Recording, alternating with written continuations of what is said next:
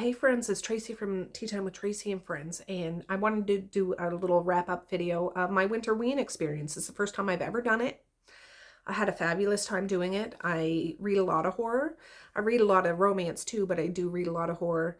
I read more horror this month than anything else. But I did do one Winterween vlog already, and that included Disturb Not the Dream, the House book, and The Snow by Flint Maxwell. The other books, what other books? One of the books I want to talk about what was the other one that I read? Well, I read The Mirror by Hash Black. It was an ebook that I had picked out on my Kindle. I got a Kindle for my birthday last October, and I haven't really used it a whole lot, but this was on Kindle Unlimited. The Mirror by Hash Black. I think it's a fabulous cover because it's a mirrored image of a house. And this book, it's really short, and it's about a single mom. She, oh, The Exorcist House. Yeah, that's the book I read.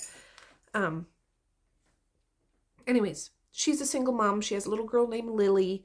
She buys this house because her husband leaves her. I think he passes away. They have a fight and he leaves in a storm, and he passes away, and she's left. It's just her and her little girl, and her girl is young enough to not understand exactly what happened. Anyway, she buys this house in a new community. She's a doctor or a surgeon, I believe, and this house was a steal of a deal. Why is this house such a good deal? You know, cookie cutter kind of stuff when it comes to haunted houses. But it's her and her daughter. They get there. The first day they move in, there's a cat there. So the little girl wants to keep this cat. And the cat doesn't seem to like the mom, but the cat likes the little girl. And just strange things start happening.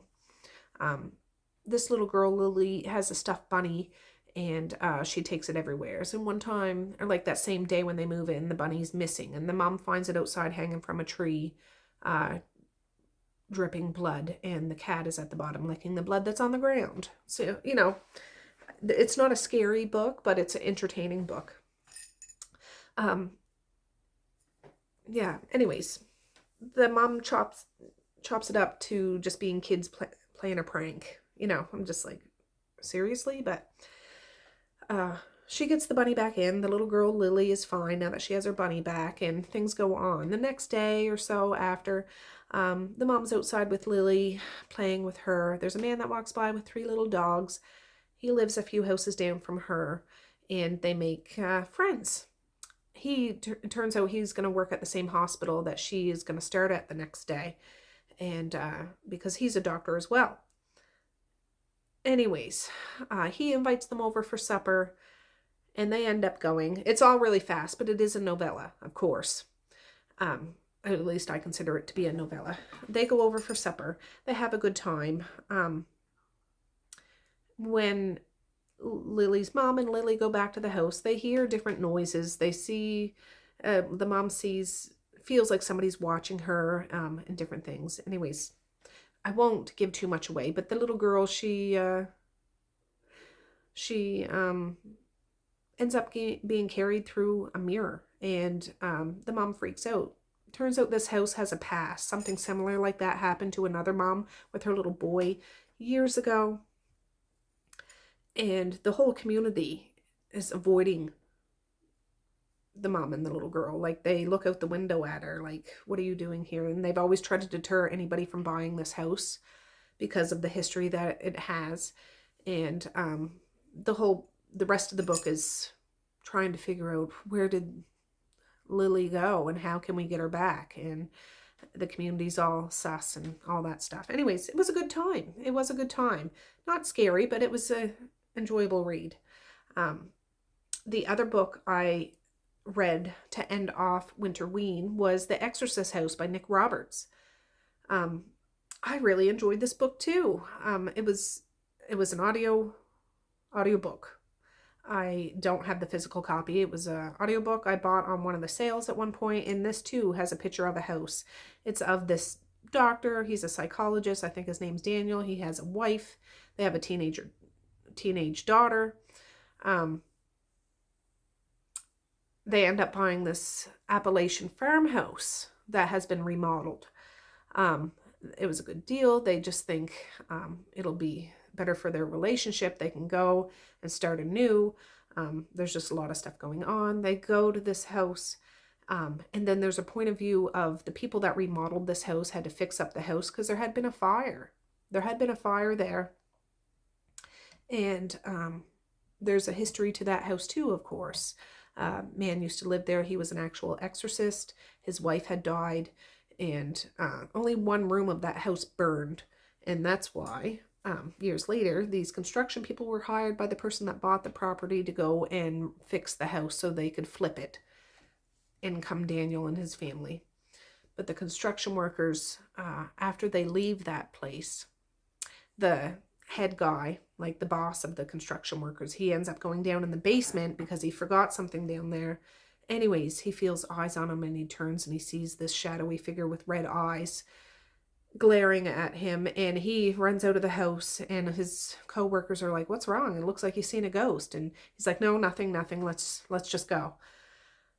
Anyways, nothing is ever said of it at that point. Daniel and his family move in, and they, like, the teenager doesn't, because she doesn't want to move from her friends, but you know, that's teenagers. I get it. Anyways, a couple days later, one of the construction workers come. He's just a young guy, like 20 years old or something.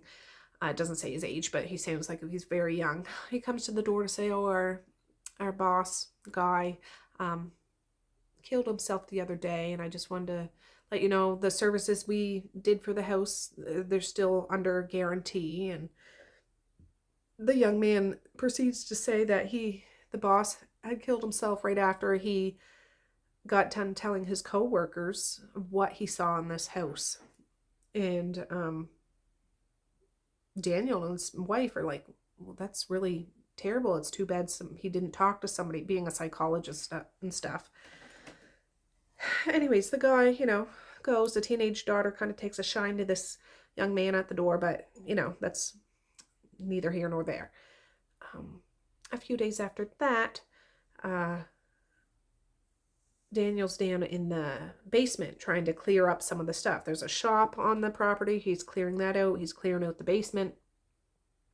Anyways, he finds this little door, and it's sealed up. So he unseals it, and it's a small little door, kind of like that one over there. Small little door. Anyways, he crawls in through there. It's all dark and musty, cobwebs and stuff. So he has a light, and he sees, and there's a well, but there's a concrete wall around it, and there's a wood thing on top. So he ends up bumping into things. There's a crucifix hanging from the roof, or like the ceiling of this small little room. And then there's crucifixes around. There's a big cross laying on top of this well.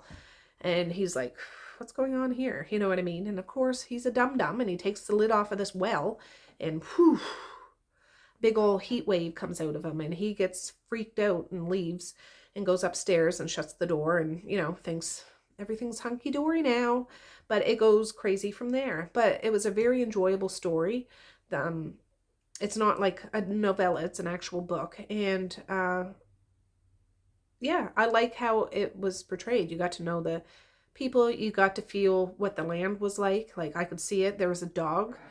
The previous owner that was the exorcist a few years ago that passed away, a dog comes, I think it's a bloodhound, comes up to their doorstep. It's emaciated, it's hungry, it's skeletal, but he's still a very friendly dog. Turns out he's the former owner's dog, and he ends up staying with them. So, I like that. But I really enjoyed it. So those are the books. So I read 5 books. I had a really good time. This was absolutely the most disturbing and scary. Just for the actual reality part of it. And I really enjoyed that. I think there's a book 2, but The Exorcist House Genesis or something. But I think it's a totally different family. I looked it up on Audible.